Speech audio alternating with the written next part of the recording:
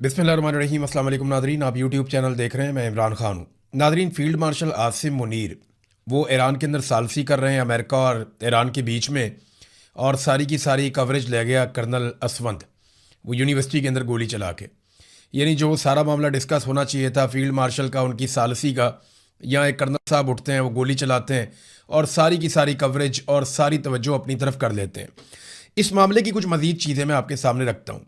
एक तो मुझे हैरत हो रही थी और तरस भी आ रहा था बेचारे टाउटों के ऊपर, इदारा खुद डिफेंड नहीं कर पा रहा। यानी आईएसपीआर ने इसके बारे में एक स्टेटमेंट जारी किया, वो खुद परेशान है, वो डिफेंड कर नहीं पा रहे। वो कह रहे हैं जी हमने तहवील में ले लिया है, अपने कस्टडी में ले लिया है, हम इस मामले की इंक्वायरी कर रहे हैं कि स्टूडेंट के ऊपर पिस्तौल क्यों निकाला, वहाँ पे गोली क्यों चलाई, हम इसकी तहकीकात कर रहे हैं। वो टाउट सारे मुंह उठा के कह रहे हैं नहीं जी वो तो बेकसूर है, उसने बहुत अच्छा काम किया, बड़ा शानदार काम किया। तो जो प्रोपेगेंडा है ना, उनकी चंद चीज़ें मैं आपके सामने रख देता हूँ, फैसला आप खुद ही कर लीजिएगा। नंबर एक, जो हकायक हैं वो एज इट इज़ आपको बताता हूँ। कर्नल साहब की अहलिया और एक प्रोफेसर, इन दोनों का एक तनाज़ा चल रहा था यूनिवर्सिटी में, और ये चंद दिन पहले से चल रहा था। ये मामला पुलिस स्टेशन तक भी गया, जिसमें मुबैना तौर पे कर्नल साहब की अहलिया ने दरख्वास्त दी थी, और वो जो प्रोफेसर साहब हैं उन्होंने उस पर अपॉलोजी करके मामला ख़त्म कर दिया। ये मामला रफा दफा हो गया था। तलबा का एहतजाज चल रहा था यूनिवर्सिटी में, वो दीगर इशूज़ भी साथ में थे, और ख़ातून की जानिब से इस मरतबा बजरिया फैमिली कर्नल साहब को यानी उनके शौहर को और पुलिस को बुलवाया गया। कर्नल साहब जनाब पिस्तौल लेकर पहुंच गए यूनिफॉर्म के अंदर, यूनिवर्सिटी के अंदर। हालांकि ये बिल्कुल मुनासिब नहीं था कि वो इस अंदाज में हथियार लेकर मुसल्ला होकर यूनिवर्सिटी के अंदर आ जाते और इतने हसास मामले में आकर मैन हैंडलिंग करते, वो ये कर नहीं सकते थे। बहरहाल वो पहुंचे, वो पहले से ही बहुत गुस्से में थे, क्योंकि माजी में वो ये जानते थे कि एक तनाज़ा उनकी अहलिया का एक दूसरे प्रोफेसर के साथ चल रहा है। तो मैंने इसको एक एक फ्रेम करके पूरी फुटेज को देखा। एक एक फ्रेम करके जब आप देखते हैं तो आपको नज़र आता है कि किसी ने भी पहल नहीं की। सबसे पहले कर्नल साहब बहुत गुस्से में थे, वो तेज़ी से आते हैं और एक नौजवान जो सफ़ेद कपड़ों में खड़ा है उसको अपने दाएं हाथ में पकड़ी हुई छड़ी के साथ कर्नल साहब मारते हैं ज़ोर से। अच्छा, इस पे नौजवानों ने कर्नल साहब को आवाज़ें लगाई कि भी ये क्या कर रहे हैं आप, आपको किसने हक दिया है। तो इस पे कर्नल साहब क्या करते हैं कि अपनी छड़ी को उल्टे हाथ में ले जाते हैं और अपने सीधे हाथ में अपना पिस्तौल पकड़ लेते हैं, और पिस्तौल पकड़ने के बाद वो एक लाल कपड़ों में मलबूस नौजवान को पिस्तौल से उसके सीने पर रख के उसको पॉइंट करते हैं, उसको पिस्तौल से धकेलते हैं। ये देखकर नौजवान डरने की बजाय मजीद वहाँ पे इकट्ठे हो जाते हैं। वहाँ पे एक बास्केट वाला नौजवान वो कर्नल को वार्न करता है कि ये पिस्तौल हमें मत दिखाइए, इस पिस्तौल को आप वापस अंदर रखिए, ये आप गलत कर रहे हैं हमारी यूनिवर्सिटी के अंदर, आप पिस्तौल निकाल रहे हैं यूनिफॉर्म के अंदर। तो कर्नल साहब बजाय इसके कि वो पिस्तौल वापस रखते, अपने उल्टे हाथ में पकड़ी हुई छड़ी से उस नौजवान के ऊपर भी अटैक कर देते हैं और उसके सर के ऊपर मारते हैं। इतने में जितने बाकी नौजवान हैं वो सारे फिर कर्नल साहब के ऊपर अटैक कर देते हैं। कोई 3-4 सेकंड तक कर्नल साहब को कोई इधर से मार रहा है, कोई इधर से मार रहा है, कोई इधर से खींच रहा है। तो 4-5 सेकंड में कर्नल साहब के हालात तब्दील हो जाते हैं। अब पिस्तौल जो है उसके अंदर गोली चेंबर में नहीं है, अभी तक पिस्तौल में चेंबर में गोली नहीं है, कर्नल साहब ने उसको लोड नहीं किया। इतने में वहां मौजूद पुलिस वाले कर्नल साहब को 5-6-7 सेकंड के अंदर अंदर ही वो रेस्क्यू कर लेते हैं। कर्नल साहब को और नौजवानों को अलग कर देते हैं। कर्नल साहब को जैसे ही खुली जगह मिलती है तो पुलिस वाले उनको घेर लेते हैं, उनको साइड पे कर लेते हैं। वहां कर्नल साहब फौरी तौर पे अपने पिस्तौल को लोड करते हैं और गुस्से में एक नौजवान के पीछे लपकते हैं पिस्टल को पॉइंट करते हुए। वो नौजवान उस तरफ को जाता है, कर्नल उसके पीछे लपकते हैं और उसको पॉइंट करते हैं। खुशकिस्मती से गोली नहीं चलती। जब गोली नहीं चलती और कर्नल साहब की अहलिया उन्हें कपड़ों से पकड़ के खींच रही होती हैं कि आप ऐसा मत करें, आप ऐसा मत करें, वो कर्नल को मना कर रही थी। तो उस वक्त कर्नल साहब हवाई फायरिंग करते हैं 2 मरतबा और नौजवानों की तरफ पिस्टल पॉइंट भी करते हैं। ये है वो पूरा वकूआ जो मैंने आपको बताया। अच्छा, इसमें एक बात और अपने ज़हन में आप रखें कि अगर ये हरासगी वाला मामला था भी तो वहां पे उस वक्त मौके पर पुलिस मौजूद थी। कर्नल साहब पुलिस से बात कर सकते थे, ना कि डायरेक्टली नौजवानों को मिस हैंडल करते या मैन हैंडल करते। यानी पहला जो डंडा है वो कर्नल साहब ने मारा, दूसरा डंडा भी कर्नल साहब ने मारा, उसके बाद पिस्तौल एक नौजवान के सीने पर भी कर्नल साहब ने लगाया, और उसके बाद फिर नौजवानों ने रद्द-ए-अमल दिया। 3 वायलेशंस कर्नल साहब ने किए। उससे पहले कर्नल साहब को हाथ किसी ने नहीं लगाया। नौजवानों ने चपेड़ें तब मारी, एक मर्तबा एक नौजवान के सीने के ऊपर उन्होंने पिस्टल रखा और दो नौजवानों के ऊपर उन्होंने डंडे के साथ अटैक किया। जब ये 3 मर्तबा कर्नल ने किया तो फिर नौजवानों ने आगे से चपेड़े मारी या उनका गिरेबान पे उनके हाथ डाला, और फिर कर्नल साहब ने बजाय इसके कि कर्नल साहब पुलिस से मदद लेते, इंतजामिया से बात करते, उन्होंने पिस्तौल लोड किया और वहीं पे फैसला सुना दिया। पहले उन्होंने सीधी गोली चलाने की कोशिश की, खुशकिस्मती से नहीं चली, तो फिर उन्होंने 2 मरतबा हवाई फायरिंग करके लोगों को मुंतशिर करना चाहा। नौजवान वहां से भागे नहीं और कर्नल साहब को अपनी गलती का एहसास हो गया। वो उनके चेहरे पे नजर आ रहा है कि ये नौजवान तो नहीं भाग रहे, अब क्या करूं मैं। तो पुलिस वालों ने वहां पे कर्नल साहब को अपनी हिसार में लिया और उन्हें लेकर साइड पे चले गए। अब इसमें ना 2 पहलू हैं। एक तो ये वो खातून वाला मामला जो कर्नल साहब की एहलिया, वो मामले में अगर खातून का मौक़िफ़ दुरुस्त है, जो बज़ाहिर अगर लगता है कि दुरुस्त है, क्योंकि इस पे एक तरफ का मौक़िफ़ है ना आपके पास, वो जो प्रोफेसर जदून है उसकी तो आपने बात ही नहीं सुनी, या वो जो बाकी नौजवान हैं लड़के लड़कियां उनकी तो आपने बात ही नहीं सुनी। उसके बारे में तो आप नहीं जानते ना कि उनका मौक़िफ़ क्या है। उनका मौक़िफ़ जो है वो बिल्कुल ही बरअक्स है। आप वो सुने तो वो ऐसा लगता है कि वो सच बोल रहे हैं, वो ठीक बात कर रहे हैं। लेकिन अगर आप यहाँ पे कर्नल साहब की एहलिया की बात सुने या बाकी लोगों की सुने तो आपको लगता है ये सच बोल रहे हैं। तो वो एक तनाज़ा है जो पुलिस हल कर सकती है, इंतज़ामिया हल कर सकती है, या अदालत में हल हो सकता है। इन दोनों वाक़यात को ना आपको अलग अलग करना पड़ेगा, क्योंकि कर्नल आम आदमी नहीं है। देखिए, मेरे जैसा बंदा होता ना शायद इससे ज़्यादा रिएक्ट कर देता, क्योंकि मैं ट्रेंड ऑफिसर हूँ ही नहीं, मैंने कहीं से तरबियत ही नहीं ली हुई, मैंने यूनिफॉर्म भी नहीं पहना हुआ, मेरे पास सरकारी पिस्तौल भी नहीं है। बात को समझ रहे हैं आप? एक आदमी ट्रेंड फोर्सेस का आदमी है और सीनियर ऑफिसर है, उसके पास सरकारी असला है, उसके पास अपना यूनिफॉर्म है, उसका एक तकद्दुस है, और वहां पे पुलिस वाले मौजूद हैं जिनकी वो रिस्पॉन्सिबिलिटी है लॉ एंड ऑर्डर की। तो वो आदमी कानून अपने हाथ में नहीं ले सकता। और अगर आप माहौल को गौर से देखें तो ऐसा कुछ नहीं था कि खुदा ना खास्ता कर्नल साहब की एहलिया को लोग मार रहे थे। अगर तो कहीं पे एक भी फुटेज ऐसी मिल जाती ना हमें, या कोई ऐसी शिकायत मिल जाती कि नौजवानों ने कर्नल साहब की एहलिया को पत्थर मारना शुरू कर दिया, या उन पर अटैक कर दिया, या उनके साथ खींचातानी शुरू कर दी, तो कर्नल साहब कुछ लेवल तक शायद जस्टिफाई हो जाते। लेकिन कर्नल साहब आए गुस्से में और उन्होंने गुस्से में आकर अटैक किया। अब ये गुस्सा किस बात का है? देखिए, गुस्सा इस बात का है कि मैंने यूनिफॉर्म पहना हुआ, मैं बहुत ताकतवर हूं, मेरा इदारा सबसे ज्यादा ताकतवर है, हमारे आगे कौन बोल सकता है। ये है गुस्सा असल में। ब्लडी सिविलियंस की क्या जरूरत है कि वो हमारे सामने बात करें? वो 2 टके के नौजवान है, कीड़े मकोड़े, इनकी क्या औकात है? ये एक्चुअली एक माइंड सेट है और कोई बात नहीं है। ये कर्नल साहब का माइंड सेट था जो वो गुस्से के अंदर आए। अब नौजवान पीछे नहीं उठे तो कर्नल साहब को अपनी गलती का एहसास हो गया। आप पूरी फुटेज निकाल के 10 दफा देखें, ये छोटा टोटा ना देखें, पूरी फुटेज निकाल के देखें, 10 मरतबा देखें, आपको पता चलेगा कर्नल साहब ने ही पहले 3 मरतबा उकसाया लड़ाई पे। 1 मरतबा डंडा मारा, फिर पिस्तौल सीने पे मारा, उसके बाद दोबारा डंडा मारा, और उसके बाद कर्नल साहब के ऊपर अटैक हो गया। फिर कर्नल साहब ने जो है वो बजाय, जब पुलिस ने कर्नल साहब को रेस्क्यू करके साइड पे कर लिया, तो कर्नल साहब बजाय साइड पे होने के, उनकी गैरत ने गवारा नहीं किया, उन्होंने फौरन पिस्तौल लोड किया। और इस बीच में कर्नल साहब की एहलिया को किसी ने उंगली तक नहीं लगाई, किसी ने टच भी नहीं किया। हां, अब अगर वो मामला जो है इसमें अगर कर्नल साहब की एहलिया ठीक है तो दूसरे आदमी को सजा मिलनी चाहिए, बिल्कुल मिलनी चाहिए। किसी भी खातून को हरासा करने का किसी को भी पूरे पाकिस्तान के अंदर, क्या पूरी दुनिया के अंदर, कोई हक नहीं पहुंचता कि कोई भी किसी खातून को हरासा करे। लेकिन ये मामला जो है, ये दोनों तरफ का मौक़िफ़ सुनने के बाद आप फैसला करेंगे, एक तरफ का मौक़िफ़ सुनकर आप फैसला नहीं कर सकते। अब नाज़रीन, एक और चीज़ मैं आपको बताता हूं। टाउट्स जो है ना वो बयानियां पहले से ही बनाना शुरू हो गए हैं, तो इस केस में अब इंसाफ होता हुआ दिखाई नहीं दे रहा। यानी कर्नल की एहलिया के कहने के ऊपर 25 के करीब तलबा पे भी मुकदमा दर्ज हो गया। कर्नल के ऊपर तो मुकदमा पता नहीं कहाँ है, मैंने तो नहीं देखा अभी तक। तो 25 के करीब, हालांकि उसने आके पब्लिक प्लेस के ऊपर एक यूनिवर्सिटी के अंदर मुसल्ला होकर गोली चलाई है, उसके ऊपर FIR कहाँ है मैंने नहीं देखी। और दूसरा जो है वो जो असफंद यार साहब की एहलिया हैं कर्नल साहब की, उन्होंने प्रोफेसर जदून समेत 25 से ज़ायद तलबा और तालिबात पर मुकदमा भी दर्ज कर दिया है। एक तरफ मुकदमा दर्ज हो जाता है, मुबैना तौर पे गिरफ्तारियां भी हो रही हैं।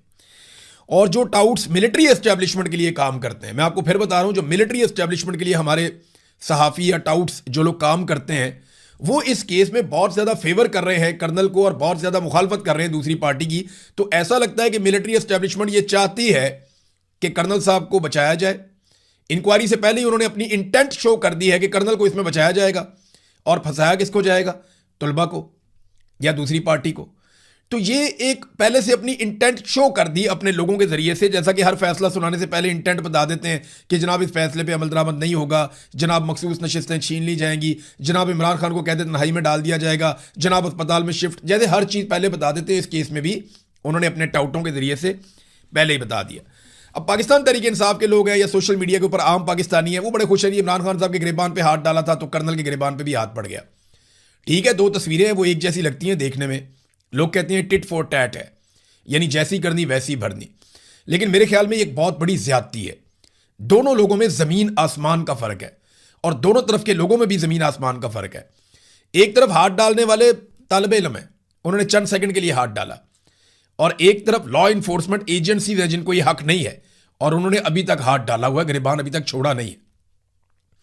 एक तरफ मुल्क का सबसे बड़ा लीडर है, अवामी लीडर, कौमी लीडर, करोड़ों लोग उसके चाहने वाले हैं। एक तरफ एक सरकारी मुलाजिम है जिसको उसके खानदान के अलावा या आसपास के चंद दोस्तों के अलावा कोई भी नहीं जानता होगा, उसकी कोई पहचान नहीं है। फिर एक तरफ मुल्क और कौम के लिए एक आदमी सजा काट रहा है, वो लड़ा मुल्क और कौम के लिए, उसके गिरबान पे हाथ डाला गया तो वो मुल्क और कौम के लिए लड़ रहा था। एक तरफ ये सरकारी ऑफिसर सिर्फ अपनी अहलिया के लिए लड़ रहा था। एक तरफ जो लड़ने वाला है वो गैर मुसल्ला था, उस कौमी लीडर के पास हथियार नहीं था। दूसरी तरफ जो लड़ने वाला है वो मुसल्ला था, उसके हाथ में हथियार था। फिर एक तरफ वो बेगुनाह शख्स अभी तक सजा काट रहा है जेल में, जबकि दूसरी तरफ जो शख्स है उसकी बेगुनाही के लिए अभी से मुहिम शुरू कर दी गई है, जनाब वो तो बेगुनाह है, उसे तो सजा हो ही नहीं सकती। फिर एक तरफ वो शख्स है जो बहुत बड़ा लीडर है, वो ताकत के खिलाफ खड़ा था, और दूसरी तरफ वो शख्स है जो ताकत के बलबूते पे खड़ा था कि मेरी यूनिफॉर्म है, मैं बहुत ताकतवर हूं, मेरे हाथ में हथियार है, मेरा इदारा सबसे बड़ा और ताकतवर है, तो हमें कोई रोक ही नहीं सकता, हम तो बहुत ताकतवर है। तो ये इमरान खान में और इसमें तकाबली जायजा जमीन आसमान का फर्क है, इन दोनों के अंदर बनता ही नहीं है।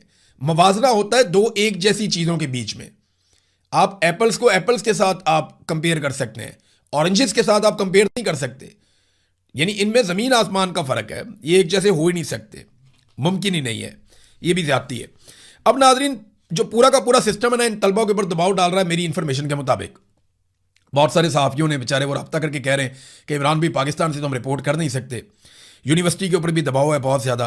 अब पूरे सिस्टम को हरास किया जा रहा है कि किसी तरह भी इस मामले का नतीजा वो निकलना चाहिए जो मिलिट्री एस्टेब्लिशमेंट चाह रही है। पूरा सिस्टम तलबा और उनके घर वालों को और यूनिवर्सिटी वालों को हरासा करने पर तुला हुआ है। और याद रखिएगा, ये जो कुछ भी हुआ ना, आप सोशल मीडिया पे देख लें, आवाम के अंदर देख लें जज्बात, तो लोगों में कितनी नफरत है। और ये नफरत लोगों ने नहीं फैलाई, ये नफरत पाकिस्तान की मिलिट्री एस्टेब्लिशमेंट ने फैलाई है। आपकी अपनी फैलाई हुई नफरत जो है वो अब आपके सामने आ रही है। जिस तरह आपने लोगों को मारा तो लोग अब रद्द-ए-अमल उसी तरह देते हैं। मुझे याद है अच्छी तरह कि इससे पहले भी ऐसे वाक़यात हुए हैं। वो लोग कहते हैं ना कि जनाब फ़ौज के अंदर एहतसाब का बड़ा अच्छा सिस्टम है और फ़ौज के अंदर बड़ा अच्छा एहतसाब होता है। तो देखिए, अगर फ़ौज के अंदर अच्छा एहतसाब होता ना, तो हमूदुर्रहमान कमीशन की रिपोर्ट के ऊपर एहतसाब हो जाता। आधा मुल्क टूट गया, उसके ऊपर आज तक एहतसाब नहीं हुआ। मार्शल 4 मरतबा पाकिस्तान में लगाए गए, बार बार पाकिस्तान का आइन तोड़ा गया, एक मरतबा भी फौज के अंदर एहतसाब नहीं हुआ। कारगिल में सैकड़ों जानें हमने गंवा दी, किसकी गलती से गंवाई, कौन इसके लिए रिस्पॉन्सिबल था, आज तक इसका एहतसाब नहीं हुआ। भारत ने हमारा पूरा सियाचिन का इलाका छीन लिया, उसके लिए कौन रिस्पॉन्सिबल था, किसकी जिम्मेदारी थी, आज तक तायुन नहीं हुआ, कोई एहतसाब नहीं हुआ। कैप्टन हमाद वाला मामला था बलूचिस्तान का, जहां पे डॉक्टर शादिया के साथ रेप का मामला है, मुबैना तौर पे बलूचिस्तान में कोई 10,000 से ज़्यादा लाशें गिर गई उस दिन के बाद से लेकर अब तक। इस मामले पे भी कोई मुहासबा नहीं हुआ। जनूबी पंजाब में पूरे थाने को फेंटी लगाई थी फौजियों ने आके, उस मामले का हमें आज तक नहीं पता चला कि उसके ऊपर क्या कार्रवाई हुई।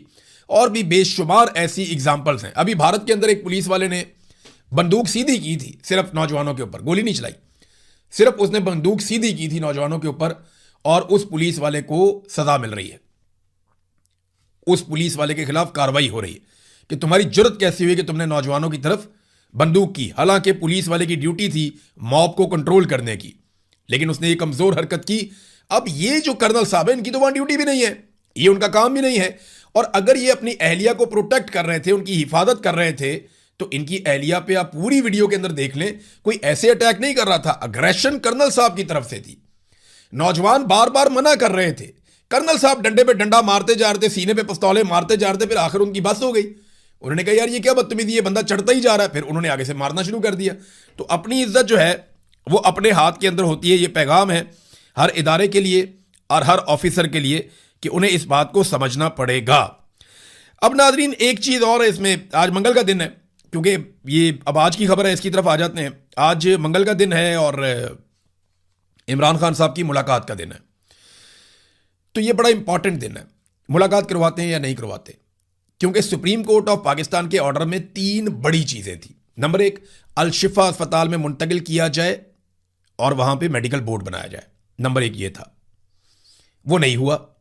पहली तौहीन अदालत हो गई, अदालत का एक हुक्म नहीं माना गया। दूसरा हुक्म था बच्चों से हफ्ते में 2 मरतबा टेलीफोन पे बात करवाई जाए। वो बात हुई या नहीं हुई अभी पता चल जाएगा। अभी जमाइमा की ट्वीट से तो लगता है बच्चों से बात ही नहीं हुई, लिहाजा ये दूसरा मामला भी तौहीन अदालत में जाएगा। तीसरा मामला ये था कि इमरान खान साहब की मुलाकात उनकी फैमिली से करवाई जाए और जो हफ्ते में एक दिन मुकर्रर है ये मुलाकात जरूर करवाई जाए। सुप्रीम कोर्ट ऑफ पाकिस्तान का ऑर्डर है, किसी और का नहीं है। अब देखना यह है कि ये जो तीसरा ऑर्डर है सुप्रीम कोर्ट ऑफ पाकिस्तान का, आज मंगल का दिन है, आज फैमिली की मुलाकात का दिन है, आज सुप्रीम कोर्ट ऑफ पाकिस्तान के ऑर्डर के ऊपर इमरान खान साहब की उनके खानदान से मुलाकात करवाई जाती है या इस ऑर्डर को भी बूटों के तले रोन दिया जाता है, ये हम आज के दिन में देखेंगे। एक और चीज़ है बड़ी अजीब सी, मोहसिन नकवी को फरीक ना बनाकर पाकिस्तान तहरीक इंसाफ ने अजीबोगरीब काम किया। यानी जहां मेरे जैसे एक आम आदमी को समझ नहीं आ रही कि यार इसको फरीक क्यों नहीं बनाया, ये रिस्पॉन्सिबल है, आईजी भी इसके अंडर है, कमिश्नर भी इसके अंडर है, इस्लामाबाद का निज़ाम ये कंट्रोल करता है, अस्पताल भी इस्लामाबाद के अंदर है, ये आदमी फरीक क्यों नहीं बना? इसको पाकिस्तान तहरीक इंसाफ ने सारे मामले से बाहर क्यों रख दिया? वजारत दाखिला को इन्वॉल्व किया कि सेक्रेटरी दाखिला इन्वॉल्व है, लेकिन वजीर दाखिला इन्वॉल्व नहीं, ये कैसे हो सकता है? इसको बाहर क्यों रखा? अब जिस तरह मुझे समझ नहीं आ रही ना, ऐसे ही हुकूमत को भी समझ नहीं आ रही। हुकूमत ने उंगलियां उठाना शुरू कर दी। हुकूमती वज़रा कह रहे हैं जी मोहसिन नकवी को क्यों नहीं डाला? नून लीग के जो सहाफ़ी है वो ये कह रहे हैं कि मोहसिन नकवी को भी डालना चाहिए। इसकी 2 वजूहात हैं। एक तो वो ये जानते हैं कि मोहसिन नकवी जिस केस में भी उनके साथ फरीक बनेगा उस केस में वो बच जाएंगे, क्योंकि मोहसिन नकवी जो है उसकी बड़ी अजीज़दारी है आसिम मुनीर साहब के साथ। तो इस बुनियाद पे मोहसिन नकवी को तो कुछ हो नहीं सकता जब तक आसिम मुनीर साहब मौजूद हैं। लिहाजा जो भी मोहसिन नकवी के साथ किसी मुकदमे में जाएगा वो बच जाएगा।